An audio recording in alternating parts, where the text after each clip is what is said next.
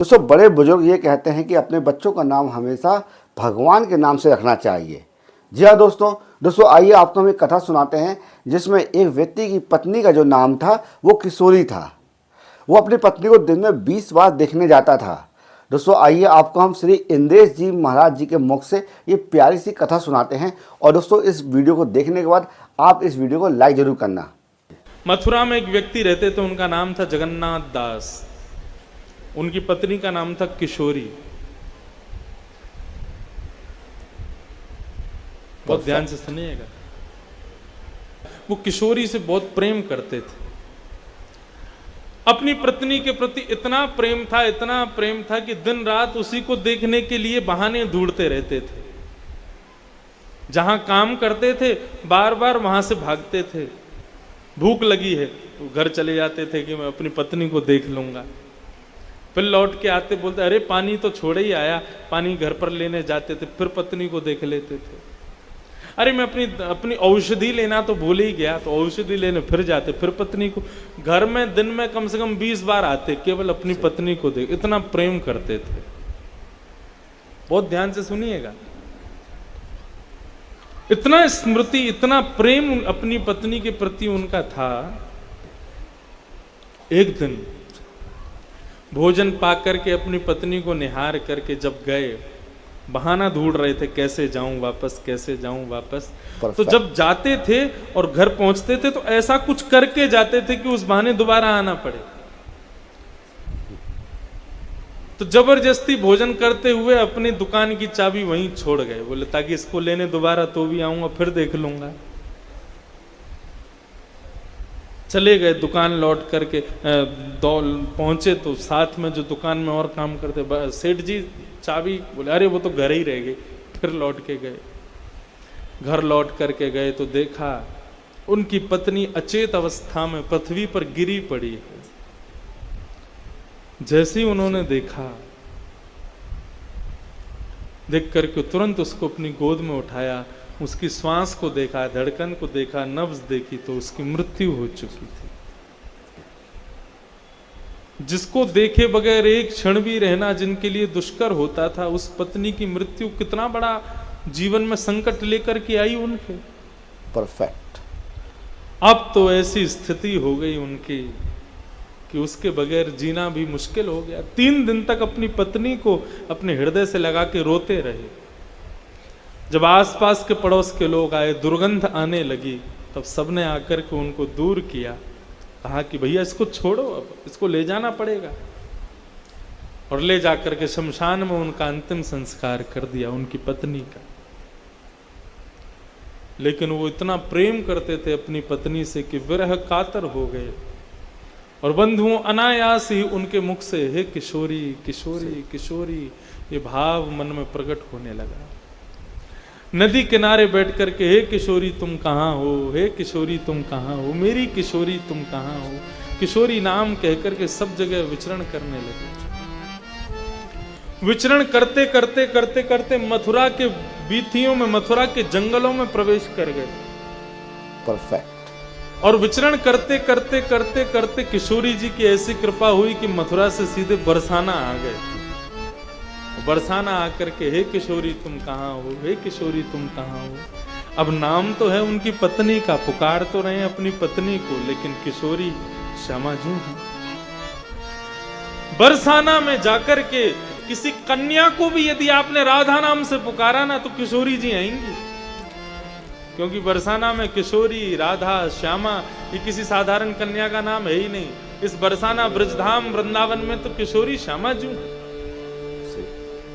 उनकी विरह की वेदना इतनी थी, उनकी विरह की उनकी स्मृति इतनी ज्यादा तीव्र थी, एक क्षण भी किशोरी का नाम लिए बगैर रहते नहीं थे। हे किशोरी, हाँ किशोरी, हाँ किशोरी। किशोरी किशोरी करते करते विरह कातर हो गए। अपना श्रृंगार कर रही, नित्य लीला में विराज रही श्री किशोरी जी का हाथ कांपने लगा। ललिता सखी को बुलाया, सुनो ललिता, ये कौन है जो मेरा नाम उच्चारण कर रहा है इतने विरह भाव से? इतनी वेदना से, इतने करुण पुकार से मेरा स्मरण कर रहा है, ये कौन है? ललिता जी बोली, किशोरी जी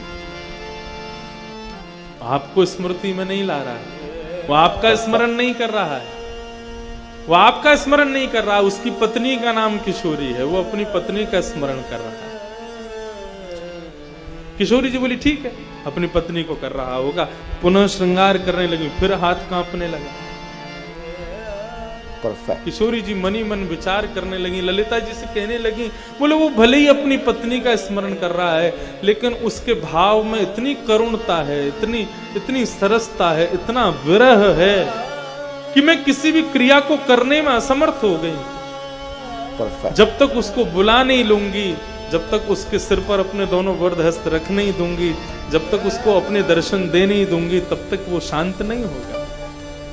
कृपा करो उसको बुलाओ।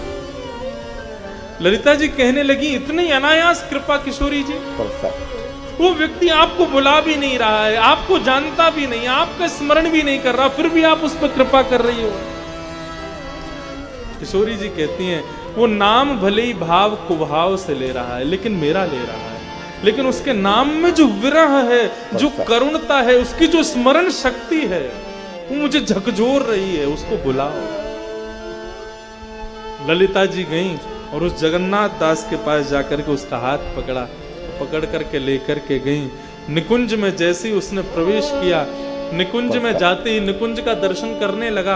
अंदर प्रवेश करते ही सामने एक शिला पर बैठी हुई, श्वेत वर्ण के वस्त्र पहनी हुई, तप्त कांचन गौरांगी, कंचन जैसा जिनका अंग चमक रहा है, श्री चरणों को गोद में लेकर के श्याम सुंदर बैठे हैं। इस सुंदर छवि का जैसे ही उसने दर्शन किया, उसके मुख से अनायास किशोरी भाव प्रकट हुआ। किशोरी श्याम सुंदर दोनों उसके पास गए, जाकर के उसके वरद हस्त पर, उसके सिर पर अपना वरद हस्त रखा, अपनी पत्नी को भूल गया और किशोरी भाव से श्री किशोरी जी को ही पुकारने लगा। सदा सदा के लिए, निरंतर के लिए उनके श्री चरणों का दास बनकर के बरसाना में निवास करने लगा। किशोरी जी ने कृपा कर दी। कितनी बड़ी कृपालु हैं किशोरी जी। परफेक्ट। स्मरण भक्ति में इतनी शक्ति है, यदि आप स्मरण के भाव से अपने किसी प्रेमी को पुकार रहे हो और उसका नाम यदि भगवान का नाम है, वो भले ही ना आवे, क्योंकि हम संसार के लोग पत्थर हृदय वाले हैं, लेकिन उस स्मरण भाव से ठाकुर जी जरूर प्रकट हो जाएंगे, ठाकुर जी जरूर प्रसन्न हो जाएंगे। ऐसा एक बार नहीं, अनेक बार सुना गया। भागवत में अजामिल ने अपने पुत्र को पुकारा, नारायण बचाओ, नारायण बचाओ, नारायण बचाओ। नारायण अपने पुत्र को पुकार रहा था, लेकिन ठाकुर जी प्रकट हो गए, मुझे पुकार रहा है। कितने कृपालु हैं, कितने दयालु हैं। स्मरण भक्ति बहुत श्रेष्ठ है। स्मरण कैसे हो? नित्य बंधुओं वृंदावन की सुंदर रज को अपने माथे से लगाओ। यमुना जी में स्नान करके इस मंगलमय ब्रजरज को अपने तन पर लपेट करके एक कोने में बैठ करके, वृक्ष की छत्र छाया में बैठ करके नित्य लीला में प्रवेश कर जाओ। ठाकुर जी के, किशोरी जी के मंगलमय दर्शन करो। परफेक्ट।